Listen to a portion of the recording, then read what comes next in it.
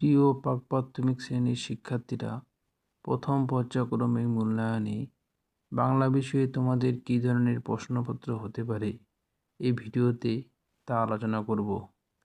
তোমরা ভিডিওটি মনোযোগ সহকারে দেখবে। বাংলা বিষয়ে তোমাদের 20 নম্বরের মধ্যে পরীক্ষা হবে। সময় থাকবে 40 মিনিট। এখানে তোমরা নাম এবং রোল নাম্বার লিখবে। এবার প্রশ্নগুলো দেখো। 1 নম্বরে রয়েছে এলোমেলো বর্ণগুলি সাজিয়ে লেখো।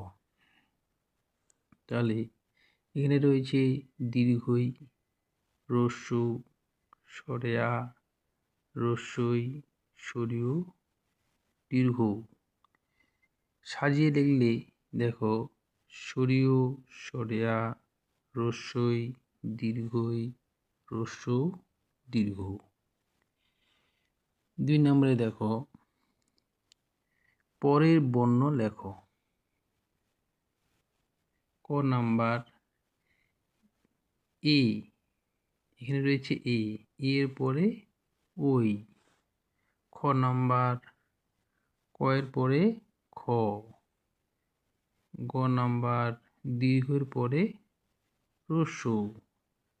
খ নাম্বার চ, চ এর পরে ছ।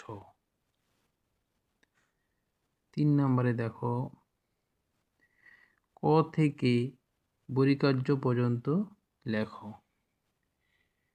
তাহলে প্রথম ঘরে তোমরা লিখবে ক, তারপরে খ, তারপরে গ, তারপরে ঘ, ঙ, চ, ছ বর্গীকার্য। 4 নম্বরে দেখো প্রথম বর্ণের সঙ্গে ছবিগুলি মেলাও। তাহলে এই পাশের বাঁ দিকে রয়েছে ব, তারপরে ক, সরেয়া, ড। তাহলে ছবিগুলো যদি আমরা মেলাই, বতে কি হয় বল, কতে কুকুর, সরেয়াতে আপেল, ডতে ডিম।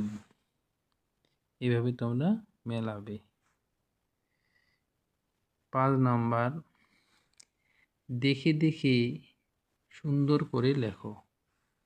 প্রথমে রয়েছে ক নাম্বারে আম, সরেয়া ম, আম। এইভাবে তোমরা আম লিখবে। বক, ব ক, বক দেখে দেখে বাক্সের মধ্যে লিখতে হবে। আজকের ভিডিওতে বাংলা বিষয়ে তোমাদের কী ধরনের প্রশ্নপত্র হতে পারে আলোচনা করলাম। ভিডিওটি ভালো লাগলে লাইক করবে এবং বন্ধুদের শেয়ার করবে।